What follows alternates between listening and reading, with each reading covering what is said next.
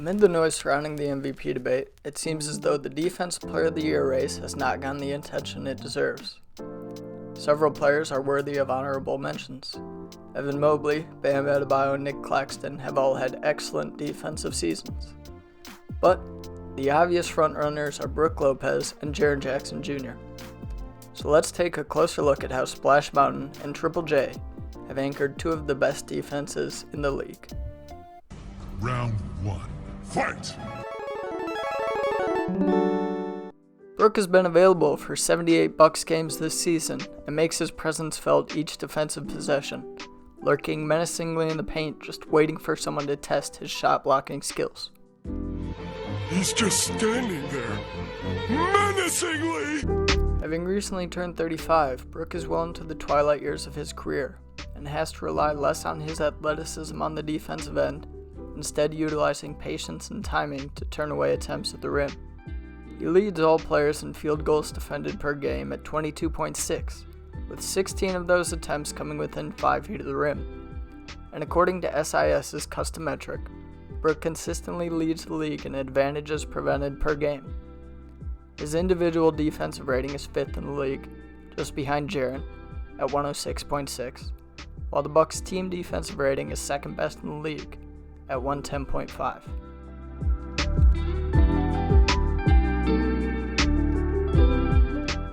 Brook's primary responsibility on defense is to protect the paint and deter shots at the rim. The Bucks play drop defense with him at center, funneling ball handlers towards the gentle giant in order to maximize his strengths and minimize his weaknesses. This defensive scheme is a great way to dictate which shot your opponent takes. It encourages ball handlers to settle for mid-range pull-ups or pitchbacks to a popping big. Brook always does a great job at staying behind or at the level with the roller to ensure the lob isn't available. This style does leave the Bucks vulnerable to shooting bigs. The 76ers' signature Harden and Embiid pick and roll works perfectly against the drop, as we saw earlier this week.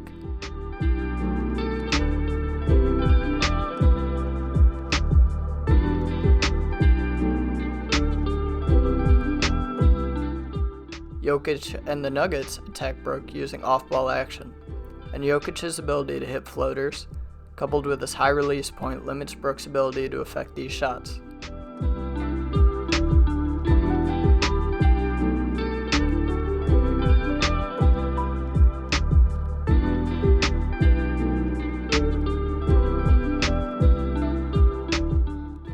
While the Bucks' default setting is to drop against pick and rolls, if the opponent is scoring too efficiently from the mid-range, they will adjust by bringing Brook up to the level of the screen. Let's take a look at the adjustments they made against the Suns this season. The Suns ran this double drag screen or 7-7 action for Booker 3 times in a row in the third quarter. The 2 screens momentarily shake Drew off of Devin, and due to his downhill momentum, Lopez has to backpedal, leaving Brook almost wide open at the nail, and as a result, he gets 4 easy points in this stretch. The Bucks adjusted in crunch time, bringing Brook up to the level of the screen, while Giannis comes over to the weak side to help on the roll.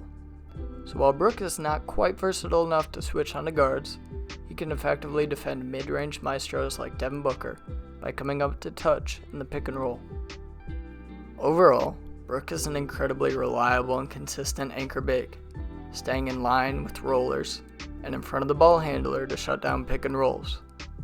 He patrols the paint when he's not involved in the action, just waiting for an opportunity to reject anyone foolish enough to attempt a shot in the paint. DiVincenzo looking, finds Green, backdoor cut shot blocked by Lopez! His 5th block of the game! Like Brook, Jaren anchors his team's defense, contesting 13.9 field goal attempts per game, with about half of those attempts coming at the rim. In the 63 games he's played, he's averaging 3 blocks and 1 steal per game, with an individual defensive rating of 106.5. And the Grizzlies have the 4th best defense in the league, with a 110.6 defensive rating. Jaren's approach on the defensive end is noticeably different than Brook's.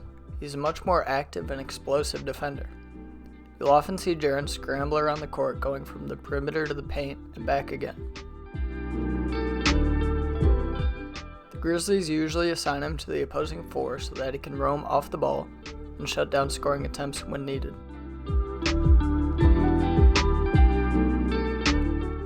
Jaren and the Grizzlies are less tied to one defensive coverage against pick and rolls than the Bucks are. They usually adjust based on the matchup. For example, against Dame and the Blazers, you'll see Jaren come up to touch in order to prevent pull-up threes, encouraging the ball handler to give up the ball early. By comparison, against Ant and the Timberwolves, Jaren is in more of a drop, since Edwards is more of a threat in the paint than from distance. Jaren still comes up higher than Brook when dropping, as he's more able to make a play on the ball from behind. The biggest difference between Jaren and Brook is that Triple J is a much more switchable defender. While he does move his feet well in these situations, he still sometimes struggles to stay in front of quicker guards and is not yet a lockdown perimeter defender. With that being said, it's still incredibly valuable to have a big that can switch 1 through 5, and Jaren is one of the best bigs in this aspect.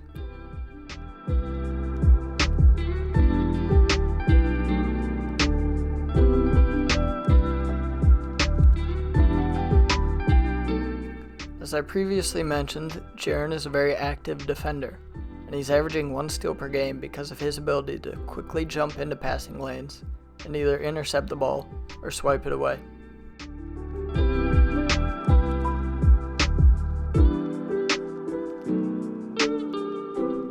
Jaren is undoubtedly an elite shot blocker. He's racked up 3 blocks a game because of his quick reaction time, long wingspan, and tendency to contest any shot that's within his orbit.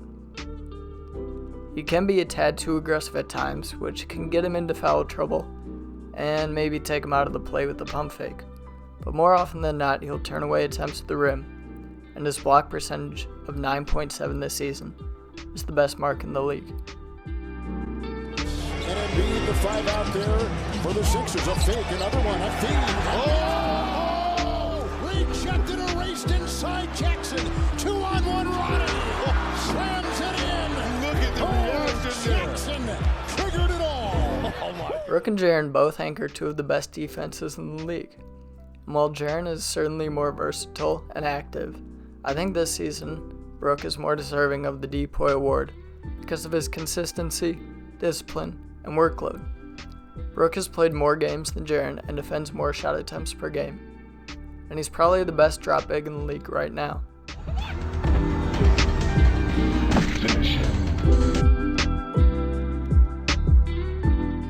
Thanks for watching. Comment your pick for DPOY below. Make sure you subscribe for more basketball videos like these, and I'll see you in the next one.